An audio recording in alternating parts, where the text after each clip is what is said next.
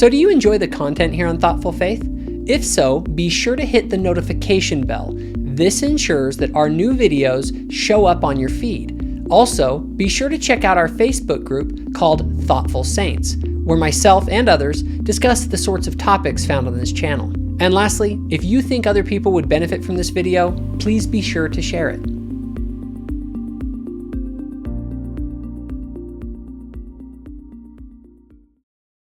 Hey guys, so before we get into today's video, I want to give a shout out to my boys on YouTube known as the Midnight Mormons. As you may know, I am a friend of the Midnight Mormon show, and with good reason.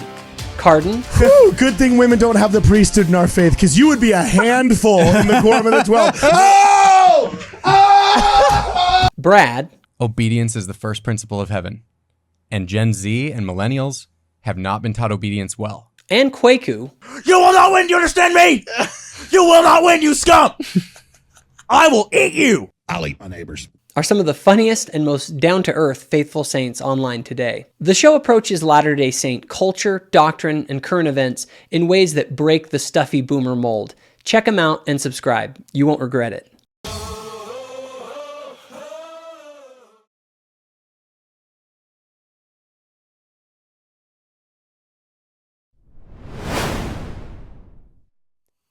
So the starting point for any seeker of the truth is a commitment to want to know the truth. It should be the thing that motivates a Latter-day Saint, a Muslim, a Hindu, atheist, or any sincere person.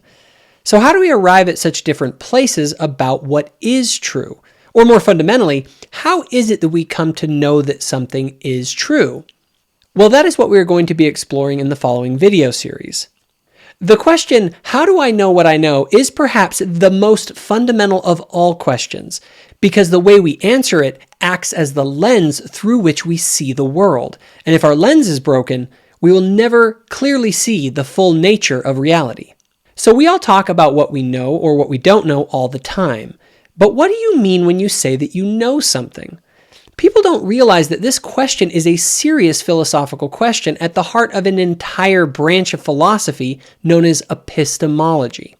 Now, epistemology is essentially just a fancy word for the explanation that you give as the basis for how you know what you say that you know. One of the greatest philosophers of all time was a French Christian named René Descartes. Descartes was a fierce rationalist who wanted to logically ground all of his beliefs. And this is something that many of us can probably relate to wanting to do. So he took on a project where he explored all of his beliefs to see which of those beliefs he could be 100% rationally certain of. And what he found shocked him. He came to realize that all of our senses, even our eyes and our reason, are not 100% reliable. He discovered that you actually cannot ever have 100% rational certainty about anything except for the fact that you, the entity doing the thinking, actually exist. This is where his famous line, "I think, therefore I am," came from. If you have ever seen the movie The Matrix or The Truman Show, you have seen Descartes' influence. The idea is that you can't ever be 100% sure that everything that you think is real is not actually some kind of simulation, or, that the universe was actually created 5 seconds ago and that all your memories were programmed into you by some creator. Now, while this may sound a little out there and silly, it's actually quite important as a thought experiment, because it causes us to realize that 100% rational certainty is not what we are describing when we say that we know something. So what do we mean when we say that we know something? Saying you know something is a personal statement about our level of confidence that something is real. And we might say we know something when we are 99.999% confident that something is real. Or maybe we'll say we know something when we're 99% confident, or 75% confident, or 60% confident, etc., etc. But the language we use to describe our level of confidence eventually changes depending on how confident we are.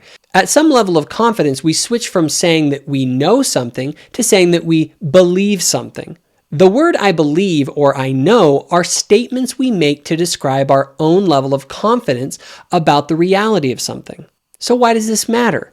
Because it's incredibly important that we understand what we mean when we use words like "I know" or "I believe." And what we are doing when we use those words is conveying our confidence about something being real or true.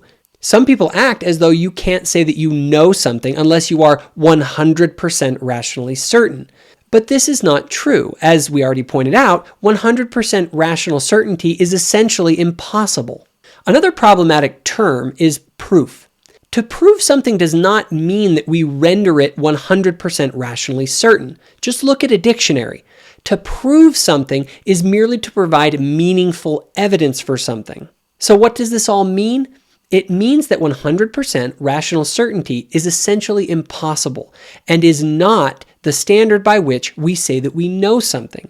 Instead, to say you know something is to say that your confidence in the reality of something being real is extremely high. So don't be afraid to say that you know something, even if that thing is not 100% certain on a rational level.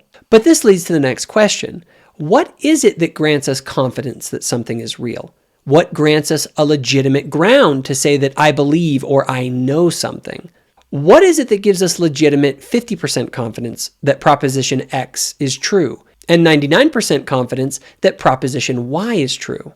An exploration of these questions will be the subject of my next video.